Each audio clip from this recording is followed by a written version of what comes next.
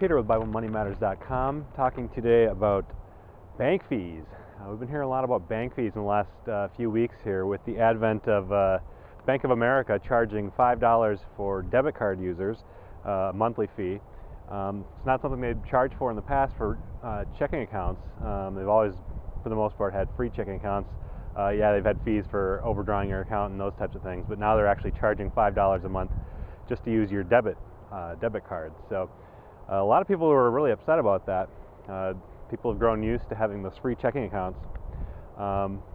And the CEO of Bank of America actually came out because he's feeling some pressure, I think, with a lot of people canceling accounts and so forth, explaining why they did it. He said, I have an inherent duty as CEO of a publicly owned company to get a return for my shareholders.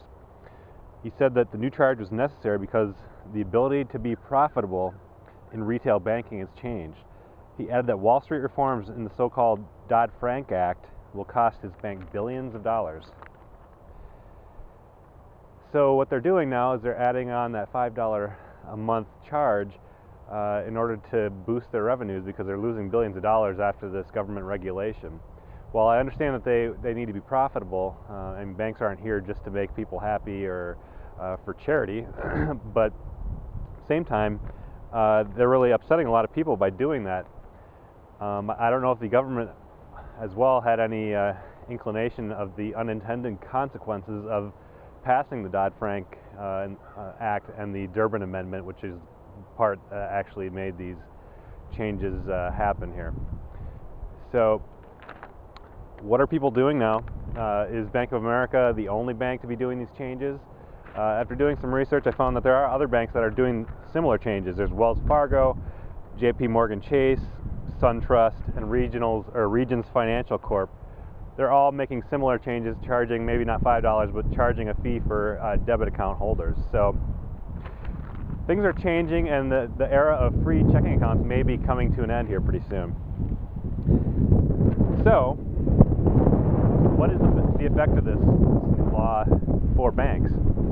I was reading that it could mean anywhere up to $9.5 billion in annual losses for banks because these interchange or swipe fees that are being limited now, because those are in fact being limited.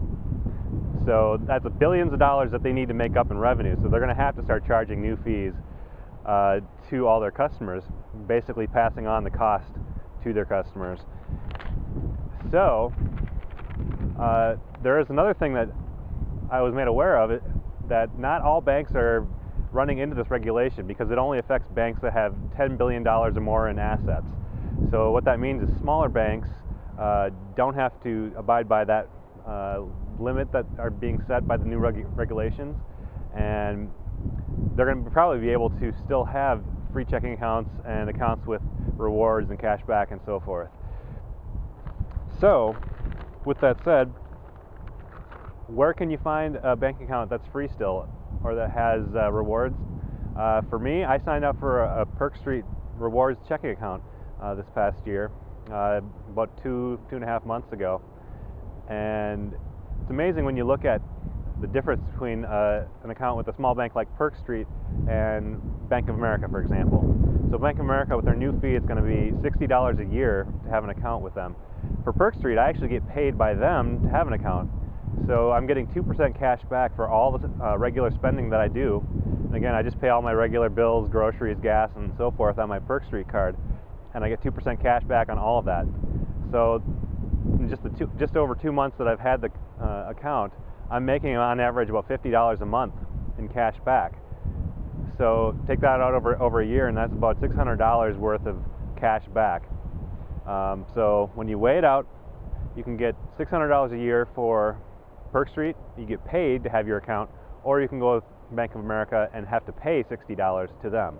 So $660 difference, and one that I, for one, am not going to stand by with. I'm going to go with my Perk Street account any day. I'd love to hear what you guys have to say. If you have an account with Bank of America or another bank that is now charging fees for debit card holders, I want to hear if you're going to be switching, and if so, where you're going to be switching to.